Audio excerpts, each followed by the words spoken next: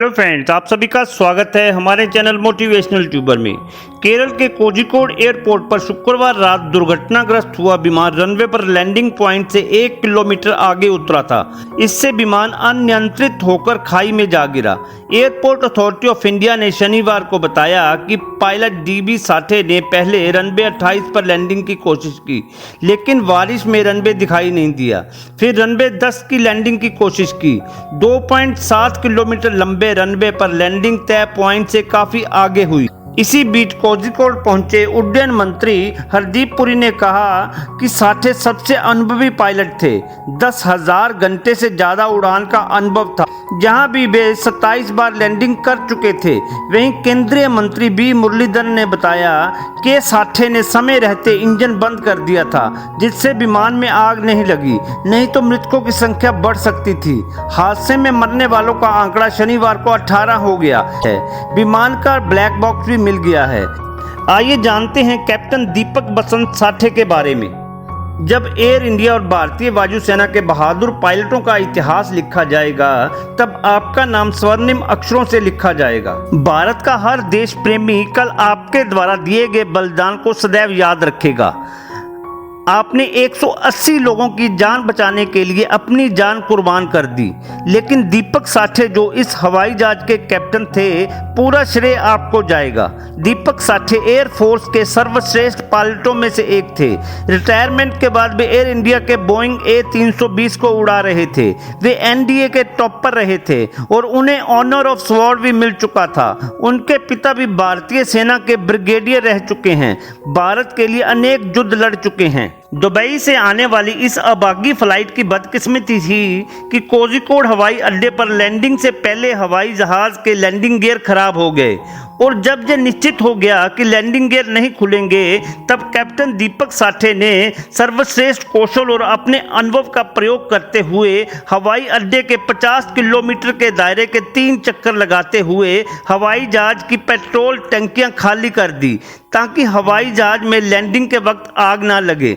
Landing gear ना खुलने की स्थिति में हवाई जहाज को अपने पेट के बल लैंडिंग करने की मजबूरी थी।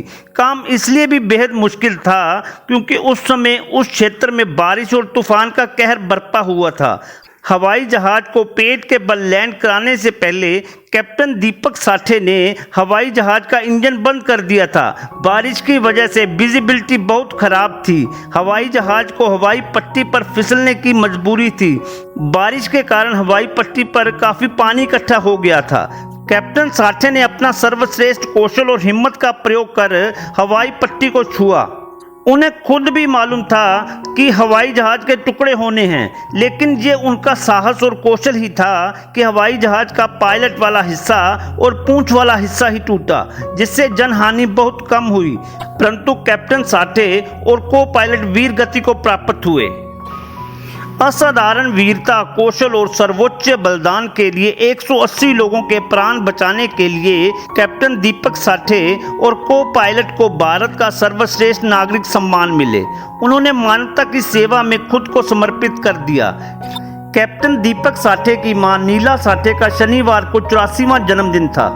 उन्होंने मां को बिना बताए उनके पास नागपुर पहुंचकर सरप्राइज देने की योजना बनाई थी, लेकिन ये अनहोनी मां को सरप्राइज की बजाय सदमा दे गई।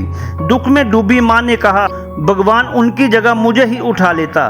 वे महान बेटा था, हमेशा दूसरों की मदद के लिए सबसे आगे रहता था। उसने देश के लिए बलिदान दिया। उसके शिक्षक आज तक उसकी तारीफ करते हैं। अहमदाबाद में बाढ़ के समय उसने जवानों के बच्चों को अपने कंधों पर उठाकर बचाया था। कैप्टन साठे को कोरोना के चलते मां की बहुत चिंता थी। वे हमेशा उन्हें घर से निकलने से रोकते हुए कहते थे, आपको कुछ हो गया तो मुझे बहुत खराब लगेगा। सब्र के घूंट पीकर मां आगे कहती हैं कि भगवान की इच्छा के सामने हम क्या कर सकते हैं। कैप्टन साठे के भतीजे डॉक्टर सुशोधन साठे ने बताया कि वे आखिरी बार मार्च में परिवार से मिले थे। साठे पत्नी के साथ मुंबई में रहते थे। वहीं को पायलट अखिलेश कुमार की बात करें तो हादसे में एयर इंडिया के विमान के को पायलट अखिलेश कुमार भारद्वाज की भी मौत हो गई। उनकी आयु 32 वर्ष थी। ये खबर मिलने के बाद उत्तर प्रदेश के मथुरा स्थित उनके गांव मोहनपुर में मातम पसर गया। अखिलेश की 1.5 साल पहले ही धौलपुर की मेगा के साथ शादी हुई थी। मेगा गर्भवती है। डॉक्टरों ने उनके प्रसव के लिए 10 दिन बाद का समय दे रखा है। परिवार के लोग समझ नहीं पा रहे हैं कि इस स्थिति में उसे पति की मौत की सूचना कैसे दें। मेगा और अखिलेश मां को अभी सिर्फ ये बताया गया कि विमान हादसे में वे घायल हुए हैं। मोहनपुर निवासी तुलसी राम शर्मा के 3 बेटों में अखिलेश सबसे बड़े थे। उनके छोटे भाई लोकेश गुरुग्राम में रहते हैं। ये खबर मिलते ही वे केरल के लिए रवाना हो गए। अखिलेश एयर इंडिया में 2017 में भर्ती हुए थे।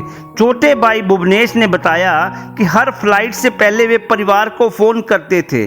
दुबई से केरल आने से पहले भी शुक्रवार को उन्होंने मां बाला देवी को फोन किया था। उन्हें 21 अगस्त को छुट्टी पर घर आना था। मेरी पूरी टीम की तरफ से भगवान से प्रार्थना है कि भगवान इन दिवंगत आत्माओं को शांति प्रदान करे। जय हिंद।